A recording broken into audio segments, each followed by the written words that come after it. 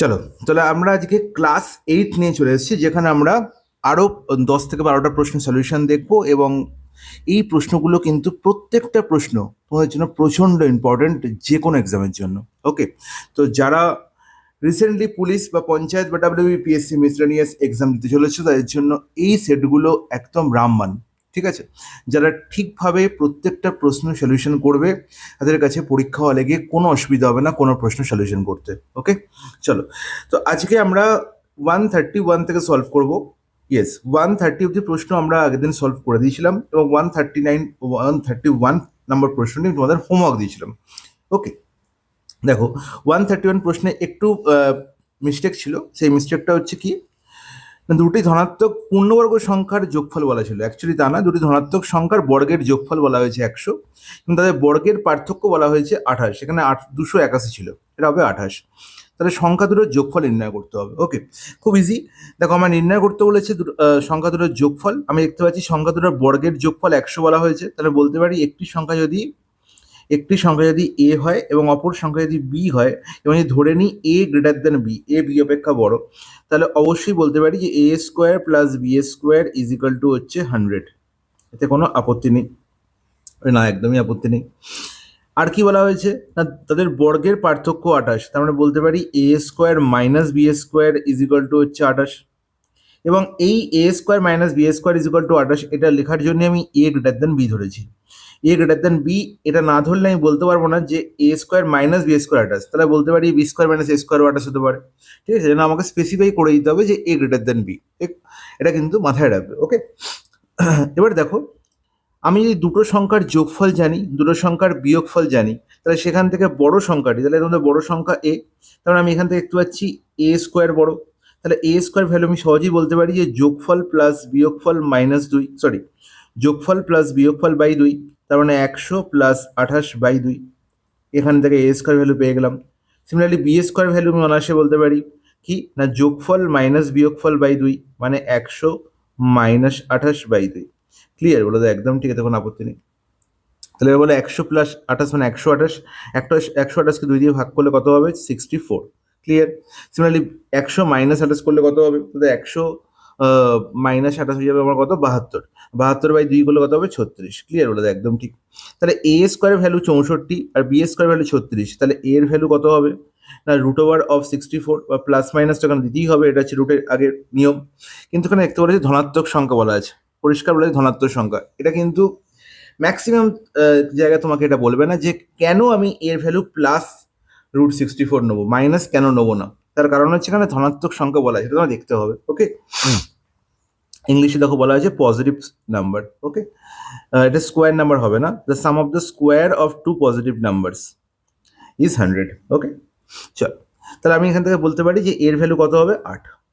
Similarly B এর value কত হবে? √36, তার মানে 6। প্লাস মাইনাস আর নেবো না, কারণ হচ্ছে আমার বলাই আছে কি না, এটা হচ্ছে ধনাত্মক সংখ্যা। ক্লিয়ার? বলে একদম ঠিক। তাহলে আমাকে নির্ণয় করতে হবে কি এ প্লাস বি সংখ্যা দুটোর যোগফল, দ্যাট ইজ কত? 8 প্লাস 6 14। কোথায় আছে? অপশন 3 হয়ে গেল আমার কারেক্ট আনসার। নেক্সট প্রশ্ন দেখে চলে যাই কোশ্চেন নাম্বার 132। দেখো, প্রশ্নে বলা হয়েছে শহরে এ থেকে বি এর দূরত্ব 5 মাইল এবং বি থেকে সি এর দূরত্ব 6 মাইল, নিচের কোনটি এ থেকে সি এর সর্বোচ্চ দূরত্ব হতে পারে? হচ্ছে এই প্রশ্নটার মধ্যে যেটা তোমাকে মেন ইনফরমেশন জানতে চেয়েছে যে তুমি জানো কি না যে একটা স্থান থেকে একটা স্থানে কিভাবে গেলে সর্বোচ্চ পথ অতিক্রম করা হয়। ঠিক আছে, সাপোজ আমি তোমাকে বললাম যে এ বি আর সি তিনটে বিন্দু, এ বি আর সি তিনটে বিন্দু। ওকে, তাহলে আমি এ থেকে সিতে যাব, আমি এ থেকে সি থেকে এরমভাবে যেতে পারি, আর এ থেকে সিতে আমি এরমভাবে যেতে পারি। ঠিক আছে, মনে রাখবে যে যখন এই তিনটে বিন্দু এরকমভাবে থাকবে, একটা ট্রায়াঙ্গেল আকারে থাকবে, বা আমি এটা বলতে পারি যে এ থেকে বি, বি থেকে সি একটা সার্কেল আকারেও আছে।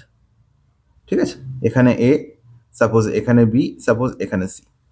ঠিক আছে, তাহলেও মনে রাখবে যে কখনোই এই ডিস্টেন্সটা, মানে এ থেকে বিতে গেলাম, এ থেকে বিতে গেলাম এবং বি থেকে সিতে গেলাম, এই ডিস্টেন্সটা সব থেকে বেশি তখনই হবে, এই ডিস্টেন্সটা এ থেকে বিতে গেলাম এবং বি থেকে সিতে গেলাম, এই ডিস্টেন্সটা সব থেকে বেশি তখনই হবে যখন এই তিনটে বিন্দু একটা স্ট্রেট লাইনের ওপর হবে। ক্লিয়ার? বলে দেয় একদম ঠিক। শহরে এ থেকে বি এর দূরত্ব 5 মাইল, বি থেকে সি দূরত্ব 6 মাইল। নিচের কোনটি এ থেকে সি এর দূরত্ব হতে পারে?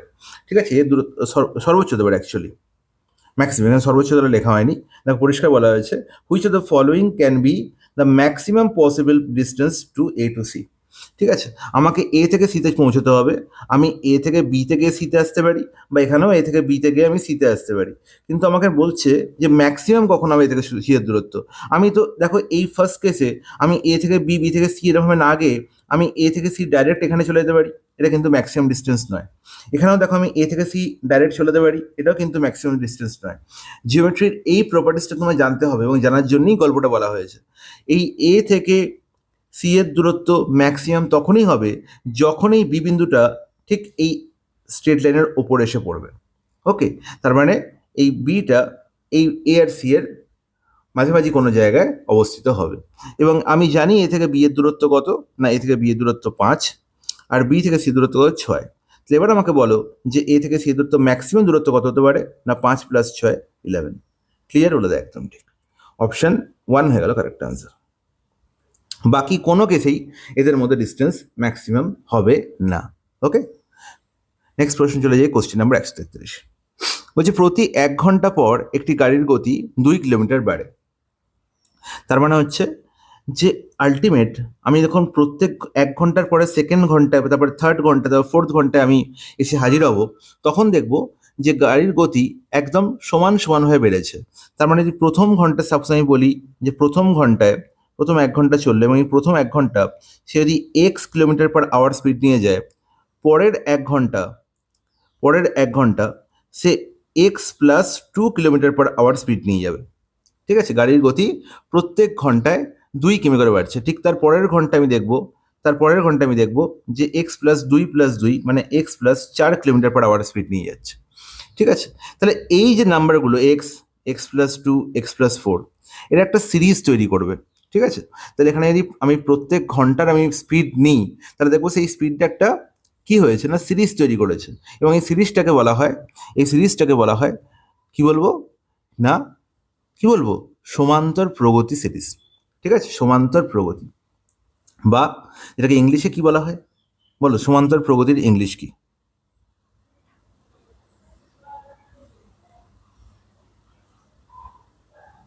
কে বলতে পারো? এটাকে বলা হয়, ইংলিশে বলা হয় অ্যারিথমেটিক প্রোগ্রেশন।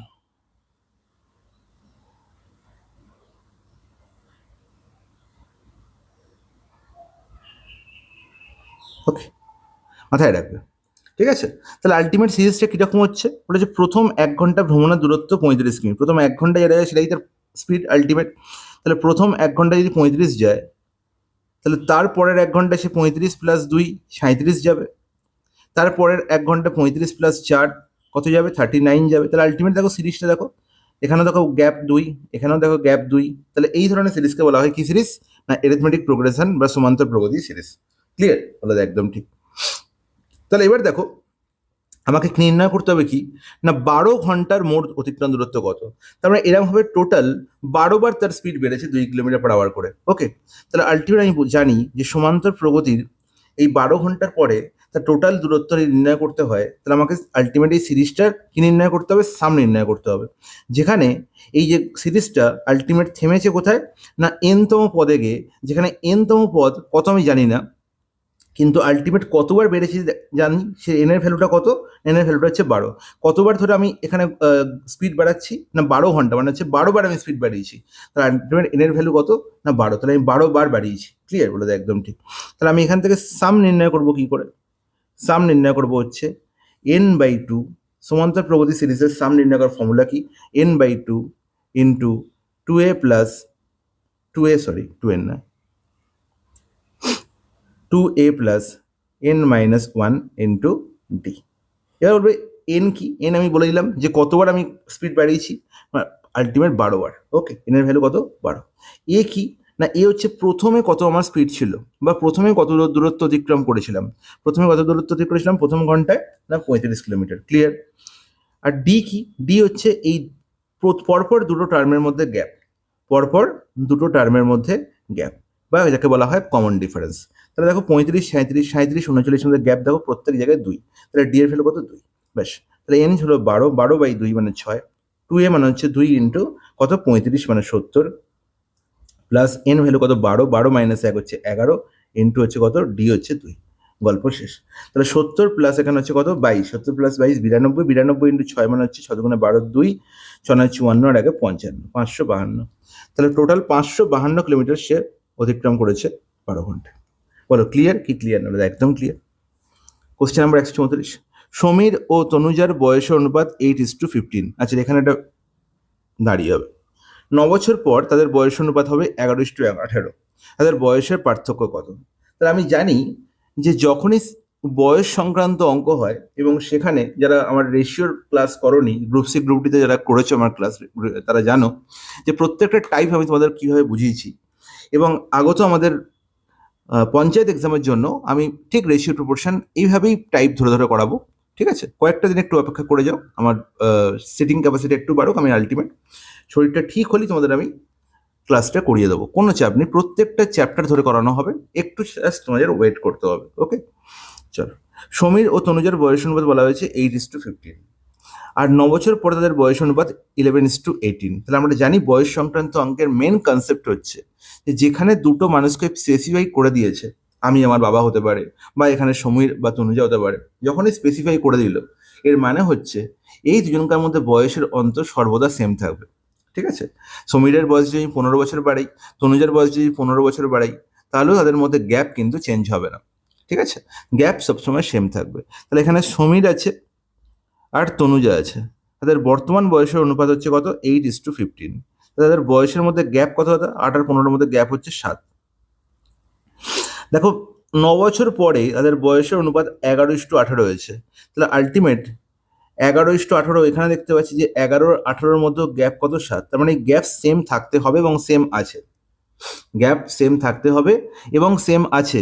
যখন সেম আছে তখন তো কোনো টেনশনই নেই। তার মানে তাদের আলটিমেট আমাকে নির্ণয় করতে হবে যে বয়সের পার্থক্য, তার মানে এই বয়সের গ্যাপ 7 ইউনিট, এই 7 ইউনিটের ভ্যালু নির্ণয় করতে হবে। মানে যেটা আনসার হবে সেটা 7-এর গুণিতক হবে, এবং চোখ বন্ধ করে দেখতে পাচ্ছি 7-এর গুণিতক একমাত্র অপশান 2ই আছে, 21 বছর। অঙ্ক করারই দরকার নেই। ওকে, দেখো ফুড এসেই 16 মার্চ 2024-এর প্রশ্ন এটা। ঠিক আছে, বোঝা গেল যে আমি দেখে প্রশ্ন দেখেই অ্যান্সার বলতে পারলাম যে আলটিমেট এখানে আমার অঙ্ক করারই দরকার নেই। আলটিমেট 7-এর ভ্যালু হবে কি 7-এর কোনো গুণিতক, তার মানে অবশ্যই 21 বছর, অপশন 2 হবে কারেক্ট অ্যান্সার। যদি অঙ্ক করতো তাহলে কীভাবে করতাম? আর দেখতে পাচ্ছি আমি এখানে দেখতে পাচ্ছি যে 9 বছর পরের আমি রেশিও নিচ্ছি, তাহলে বর্তমান থেকে আমি 9 বছর পরে এগিয়ে গেছি।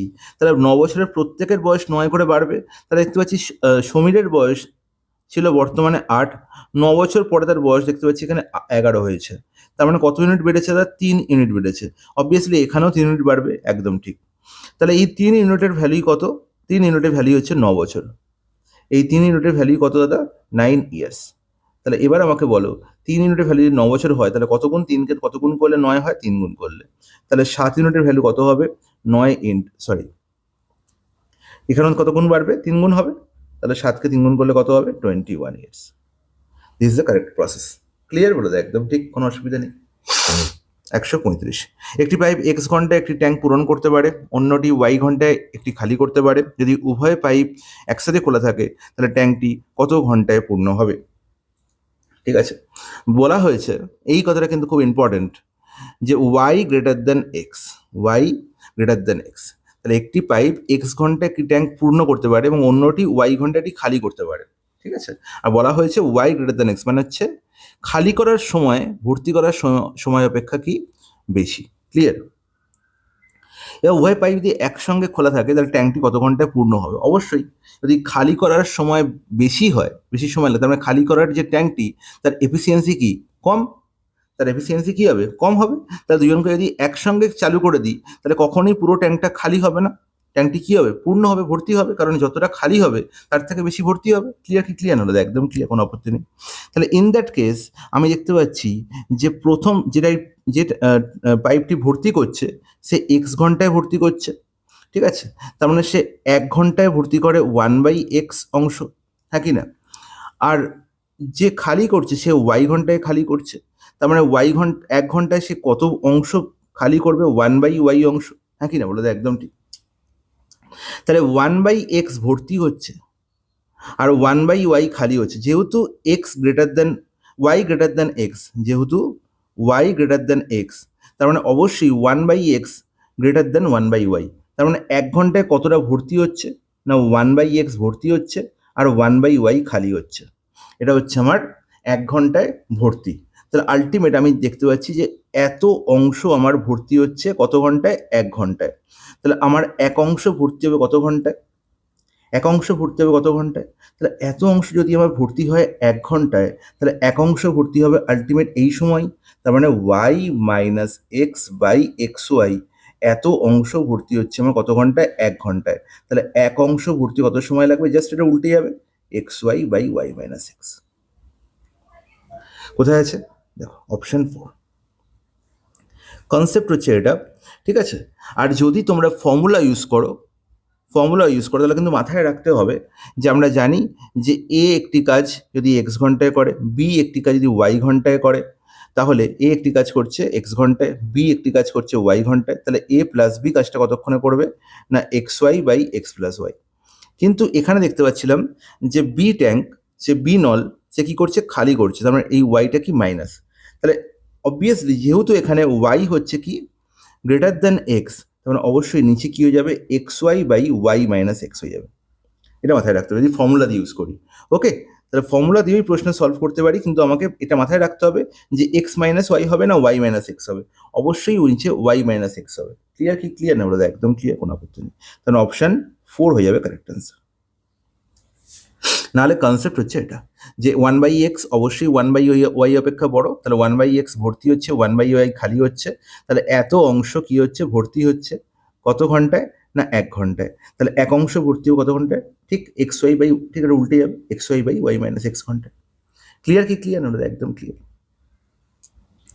একটি বাস দুটি জায়গার মধ্যে প্রথম অর্ধেক দূরত্ব 40 কিমি/ঘন্টা গতিতে এবং বাকি অর্ধেক দূরত্ব 60 কিমি/ঘন্টা গতিতে অতিক্রম করে, বাসের গড় গতি কত? তাহলে আমরা মনে রাখবো যে যখন একটা নির্দিষ্ট সময় অন্তর অন্তর একটা নির্দিষ্ট স্প্যান যাওয়া হবে, একই দূরত্ব যাওয়া হচ্ছে, ঠিক আছে? দেখো বলছে বাস দুটি জায়গার মধ্যে প্রথম অর্ধেক দূরত্ব 40 কিমি/ঘন্টায় যাচ্ছে। প্রথম অর্ধেক দূরত্ব আমি ডিস্টেন্সকে কি করে দিয়েছি? ইকুয়াল করে দিয়েছি, মানে দুটো পুরো ডিস্টেন্সটাকে আমি দুটো ভাগে ভাগ করে দিয়েছি সমান ভাগে। তার মানে এটাও হচ্ছে ডি, এটাও হচ্ছে ডি। এর প্রথম ডি দূরত্ব যাচ্ছে 40 কিমি/ঘন্টা আর পরের ডি দূরত্ব যাচ্ছে 60 কিমি/ঘন্টা গতিতে। তাহলে পুরো ডিস্টেন্স তার গড় গতি, মানে এখান থেকে এখানে যাচ্ছে যেতে তার গড় গতি কত সেটা নির্ণয় করতে হবে। এক্ষেত্রে আমার সবসময় মনে রাখবো যে আমার ফাইনাল ভ্যালু হবে 2xy/x+y। তার মানে 2 × 40 × 60/40 + 60 হচ্ছে 100। ওকে, এখানে দুটো শূন্য, এখানে দুটো শূন্য ক্যান্সেল আউট হয়ে গেল, 4×6 = 24, 2×48। তাহলে 48 কিলোমিটার/ঘন্টা, অপশন 4 হয়ে গেল কারেক্ট অ্যান্সার। এবার মনে রাখবে যে এই প্রশ্নটা এইভাবেও আসতে পারে যে একটা ডিস্টেন্সকে সমান দুটো ভাগে ভাগ করা হলো, অথবা এরকমভাবে আসতে পারে আমি এ থেকে বিতে গেলাম, আবার বি থেকেই আমি এতে ফিরে এলাম, ঠিক আছে? এ থেকে বিতে যাওয়ার সময় আমার স্পিড ছিল 40 কিমি/ঘন্টা, আর বি থেকে এতে ফিরে আসার সময় আমার স্পিড ছিল 60 কিমি/ঘন্টা। তাহলে আমার পুরো যাত্রাপথে যাওয়া আসায় টোটাল আমার গড় গতিবেগ কত? তাহলে সেক্ষেত্রেও আমার সেম ফর্মুলা। তাহলে যখন আমার ডিস্টেন্স কনস্ট্যান্ট থাকবে এবং আমাকে গড় গতি নির্ণয় করতে হবে এবং দুটি কেস থাকবে এরকম, ঠিক আছে? যাওয়া এবং আসা, অথবা একটাকে দুটো ভাগে ভাগ করা, সেক্ষেত্রে সবসময় মনে রাখবো ডাইরেক্ট ফর্মুলা হচ্ছে 2xy/x+y। ঠিক আছে, চলো নেক্সট প্রশ্ন, কোশ্চেন নাম্বার 137। দারুণ একটা প্রশ্ন। দেখো 1/1 × 2, 1/2 × 3, 1/3 × 4 ডট ডট চলছে 1/9 × 10। তাহলে যারা এই প্রশ্নটা এখান থেকে মান নির্ণয় করে ভাববে যে এখানে সমান্তর প্রগতি আছে বা সিরিজ দিয়ে অঙ্ক করতে চাইবে, তাদের এই প্রশ্ন করার কোনো দরকার নেই, ঠিক আছে? তারা পরীক্ষা ওখানেই শেষ, তারা কোনোদিনই প্রশ্নটা ওখানে সলভ করে আসতে পারবে না। আমাকে মনে রাখতে হবে যে এখানে যে গল্পটা বলা হয়েছিল একটু অন্যরকম। কীরকম গল্প? এই ফার্স্ট টার্মটার দিকে চোখ দাও। এই ফার্স্ট টার্মটা কি বলা হয়েছে? 1/1 × 2। তোমরা মনে রাখবে যে এই টার্মটাকে সবসময় এমনভাবে লেখা যায় 1/1 - 1/2, ঠিক আছে? 1/1 - 1/2 এটা তখনই লেখা যাবে যখন দেখবে যে নিচে যে দুটো টার্ম আছে, সেটা হচ্ছে কন্টিনিউয়াস টার্ম, ঠিক আছে? মানে দুটো অঙ্কের মধ্যে গ্যাপ হচ্ছে 1, ওকে, বা এটা বলবো কোপ্রাইম নাম্বার, এটাও বলতে পারি। তো এই ধরনের নাম্বার যখন নিচে বসে থাকবে এবং গুণে থাকবে, ওপরে এক থাকবে, তখন আমি ডাইরেক্ট এই গল্পটা লিখতে পারি এবং এটা না জানলে কিন্তু এই প্রশ্নের সমাধান করতে অনেক সময় লাগবে। তাহলে এবার দেখো এর পরের টার্মটাকে তোমরা বলো, নিজেরাই বলো যে এই পরের টার্মটাকে তোমরা কীভাবে লিখতে পারো। তোমরা দাদা কিছুই নয়, পরের টার্মটাকে আমরা লিখতে পারি 1/2 মাইনাস 1/3, হ্যাঁ কি না? লিখতে পারি তো, বলে একদম ঠিক, লিখতে পারি। তাহলে এবার আমাকে বলো, যখন লিখতে পারি, তাহলে আমি যদি শুধু এই দুটো টার্ম থাকতো আমার কাছে, এগুলো না থাকতো, এগুলো কিচ্ছু নেই, তাহলে আমার প্রশ্নটার আনসার কী হতো? দাদা 1/1 মাইনাস 1/2, মধ্যেখানে প্লাস চিহ্ন আছে, এই যে প্লাস চিহ্নটা আছে, প্লাস চিহ্ন দিয়ে দিলাম, তার জন্য তাহলে পরের চিহ্ন চেঞ্জ হবে না। যদি মাইনাস থাকতো আমার ব্র্যাকেট দিয়ে এখানে মাইনাসটাকে প্লাস করতে হতো, আর পরেরটা আগেরটা প্রথমেরটা মাইনাস হতো, তাই তো, ব্র্যাকেট উঠলে। তাহলে আলটিমেট 1/1 মাইনাস 1/2 প্লাস 1/2 মাইনাস 1/3। দেখো তো প্লাস 1/2 আর মাইনাস 1/2 ক্যান্সেল আউট হয়ে যাচ্ছে, পড়ে থাকছি 1/1 মানে 1 মাইনাস 1/3। তাহলে আলটিমেট আমার আনসার কি হচ্ছে না, প্রথমটার ফার্স্ট টার্ম মাইনাস পরেরটার লাস্ট টার্ম, হ্যাঁ কি না? ক্লিয়ার? বলে দেয় একদম ক্লিয়ার।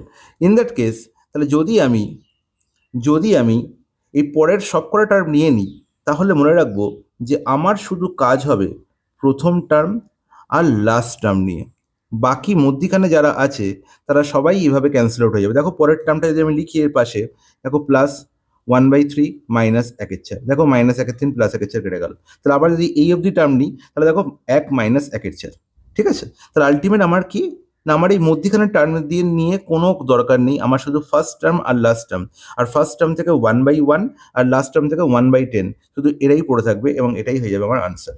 তাহলে আলটিমেট আমার আনসার কী হয়ে গেল না, 1/1 মানে 1, এটা লেখার দরকার, জাস্ট বোঝানোর জন্য করছি যে 1/1 মাইনাস 1/10, দ্যাটস ইট। আর 1 মাইনাস 1/10 মানে হচ্ছে 9/10, এটা বাচ্চারাও বলতে পারে। অপশান 2 হয়ে গেল কারেক্ট আনসার। বলো কোনো ডাউট নেই? 138, 3 বছরের জন্য 5% বার্ষিক হারে 8,000 টাকার চক্রবৃদ্ধি সুদ এবং সরল সুদের মধ্যে পার্থক্য। আচ্ছা, তাহলে সিআই আর এসআই এর মধ্যে ডিফারেন্স কত বছর? 3 বছরের। ডাইরেক্ট ফর্মুলা আছে, আমরা সবাই জানি ডাইরেক্ট ফর্মুলা কি, পি ইন্টু r/100 এর হোল স্কোয়ার। আচ্ছা, এই যে এইটুকু পার্ট লিখলাম না, এইটুকু পার্ট, এটা হচ্ছে 2 বছরের ডিফারেন্স। যদি এখানে 3-এর জায়গায় 2 থাকতো, তাহলে এটা 2 বছরের ডিফারেন্স হয়ে যেত। 2 বছরের ডিফারেন্সের formula P into r/100 whole square. Okay, কিন্তু যদি এখানে 2 বছর নেই, 3 বছর আছে, তাহলে 3 বছরের ক্ষেত্রে আমার ফর্মুলাটা কী হয়ে যাবে না, এর সঙ্গে আর জাস্ট একটা পার্ট গুণ হবে, সেটা হচ্ছে r/100 প্লাস 3। ক্লিয়ার? বলে একদম ক্লিয়ার। ব্যাস, তাহলে পি এর ভ্যালু তো বসা আছে, 8,000 টাকা বলা হয়েছে, 8,000 লিখে দাও। আর এর ভ্যালু কত? 5%, আর 5% মানে আমরা জানি 5%-এর ফ্র্যাকশন ভ্যালু কত, মানে r/100 ভ্যালু কত, 5/100 মানে 1/20, হ্যাঁ কি না? বলে দাও একদম ঠিক। তাহলে 1/20 কতবার হবে? 1/20 ইন্টু 1/20, 1/20 হোল স্কোয়ার আছে। আর দেখো এখানেও r/100 মানে 1/20 প্লাস 3, 1/20 প্লাস 3 মানে হচ্ছে 60 প্লাস 1 61/20। কোনো ডাউট? বলো কোনো ডাউট নেই। আর দেখো 20 মানে তো 8,000, তাহলে 8,000-এর সাথে পুরোপুরি ক্যান্সেল আউট হয়ে গেল, পরে হলো 61। Correct answer option 3। 139, নিম্নলিখিত সংখ্যাগুলোর মধ্যে কোনটা সবচেয়ে বড়? তাহলে আমাকে ফ্র্যাকশনের মধ্যে সব থেকে বড় ফ্র্যাকশন নির্ণয় করতে হবে, এবং আমি দেখতে পাচ্ছি যে প্রত্যেকটা ফ্র্যাকশন হচ্ছে প্রপার ফ্র্যাকশন, ঠিক আছে? প্রপার ফ্র্যাকশন মানে হচ্ছে সেই ধরনের ফ্র্যাকশন যেখানে নিউমারেটর লেস দ্যান ডিনোমিনেটর হবে, লব হর অপেক্ষা ছোট হবে, ঠিক আছে? তাহলে এই ধরনের ফ্র্যাকশনগুলো দেখতে কীরকম হয় না, আমি দেখতে পাচ্ছি এরকম, এখানে 6/7, দেখো লব হর অপেক্ষা ছোট, 5/6, দেখো লব হর অপেক্ষা ছোট, এগুলোকে বাংলায় বলা হয় প্রকৃত ভগ্নাংশ।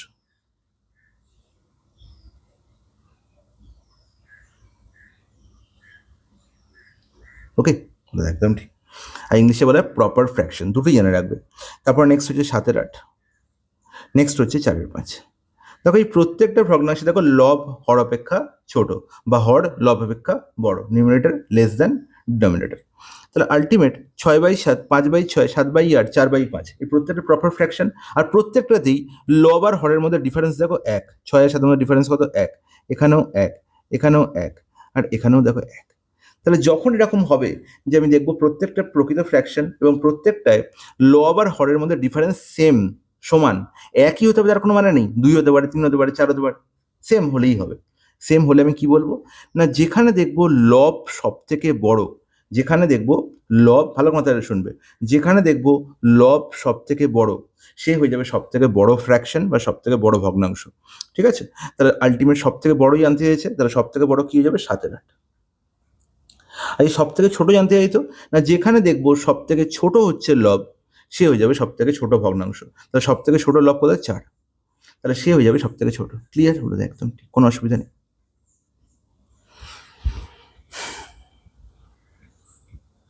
চলো এবার চলে যাই পরের প্রশ্নে।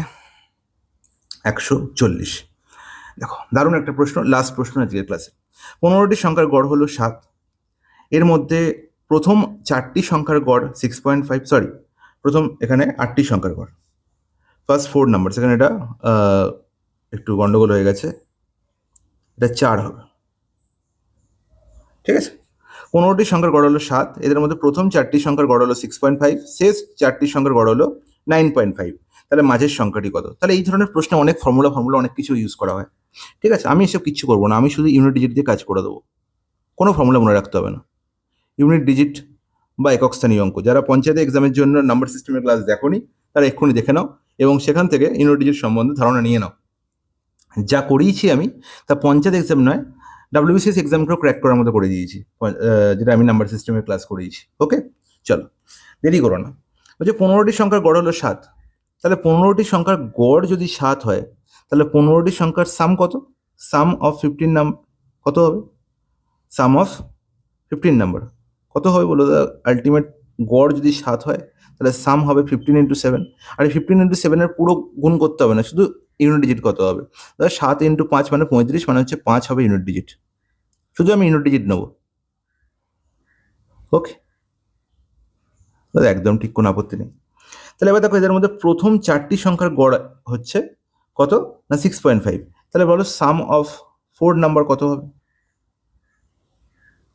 তাহলে 6.5 ইন্টু 4, তাহলে 4 5 20, শূন্য হাতে হচ্ছে 2, 4 4 24 আর 2 হচ্ছে 26, তাহলে ইউনিট ডিজিট কত হবে? 6 হবে। এখানে জিরো করে দেবে না কিন্তু, জিরোর জন্য এই দশমিকটা উঠে যাবে, দশমিকের পরে যে সংখ্যাটা সেটা হবে ইউনিট ডিজিট। ওকে, আলটিমেট 6। তারপরে পরের 4টে সংখ্যার যোগফল কত হবে? আলটিমেট কত? 9.5 ইন্টু 4, তাহলে এখানে দেখো 4 5 20 2, 4 9 36, 36 আর 2 38, মানে 8 হবে ইউনিট ডিজিট। ক্লিয়ার, ওটা একদম ঠিক। তাহলে এবারে আমাকে বলো যে যখনই আমি 15টা সংখ্যা দেখতে পাচ্ছি, আচ্ছা এখানে কিছুটা কন্ট্রোল রয়েছে, সরি এখানে 4টে না, এটা 8টাই আছে, ঠিকই আছে, তাহলে এখানে গন্ডগোল আছে। সাম অ্যাভারেজ অফ দ্য ফার্স্ট 8, এখানেও 8 হবে, ফার্স্ট 8, লাস্ট 8, 15টা সংখ্যা আছে। ঠিক আছে, তাহলে গন্ডগোলটা এখানে হয়েছে। আলটিমেট এখানে 8 গুণ হবে, 8 না, 4 না 8। তাহলে দেখো, তাহলে প্রথম 8টা সংখ্যার আলটিমেট কত হলো? 8 ইন্টু 8 হবে এখানে, 8 5 40 শূন্য 4, 8 6 48 4 52, মানে 2 হচ্ছে এখানে। ওকে, এখানে হচ্ছে 8 দিয়ে গুণ হবে, নেক্সট 8টি সংখ্যা 40 আর 4, 8 72 4 76, মানে 6 হবে এখানে। ওকে, তাহলে একদম ঠিক, কোনো অসুবিধা নেই। তাহলে দেখো এবার এই 8টা প্লাস 8টা মানে 16টা সংখ্যার সাম কত হবে? তাহলে 6 প্লাস 2 হয়ে যাবে 8 হবে ইউনিট ডিজিট, আর 15টা সংখ্যার ইউনিট কত আছে? 5 আছে। তাহলে মধ্যখানের সংখ্যাটা আলটিমেট কি করে নির্ণয় করা হয়? এই 16 থেকে যদি সাম অফ 15 বিয়োগ করে দেওয়া হয় তাহলেই আমি মধ্যখানের সংখ্যাটার ভ্যালু পেয়ে যাবো, যে সংখ্যাটাকে দুবার নিয়েছি। তাহলে 16 - 15 মানে 8 - 5, তার মানে যেটা আনসার হবে তার ইউনিট ডিজিট কত হবে? 3 হবে, আর ইউনিট ডিজিট 3 একমাত্র অপশন 3-এই আছে, আর কোথাও নেই। বলো ক্লিয়ার কি ক্লিয়ার না? তাহলে আলটিমেট এই প্রশ্নটা কি আর তোমরা কোনো রকম ফর্মুলা ইউজ করবে, কোনো রকম শর্টকাট কি ইউজ করবে? না, একদমই ইউজ করবো না, ইউনিট ডিজিট দিয়ে পুরো কাজ হয়ে যাচ্ছে। আর আমি জানি যে ইউনিট ডিজিট দিয়েই এই অঙ্কটা করার জন্যই এই প্রশ্নটা দেওয়া হয়ে থাকে, এবং প্রত্যেকটা পরীক্ষায় ইউনিট ডিজিট প্রত্যেকটা অপশনের আলাদা থাকেই। ঠিক আছে, চলো তাহলে 141 নম্বর প্রশ্ন থেকে আমরা নেক্সট দিন শুরু করবো। ঠিক আছে, তাহলে এটা তোমাদের হোমওয়ার্ক রইলো, তোমরা প্র্যাকটিস করবে, একবার চেষ্টা করবে করার। চলো তাহলে আজকের মতো ক্লাস এখানে শেষ করলাম, নেক্সট ক্লাসে আবার দেখা হচ্ছে আরও ইম্পর্টেন্ট 10টি প্রশ্ন নিয়ে।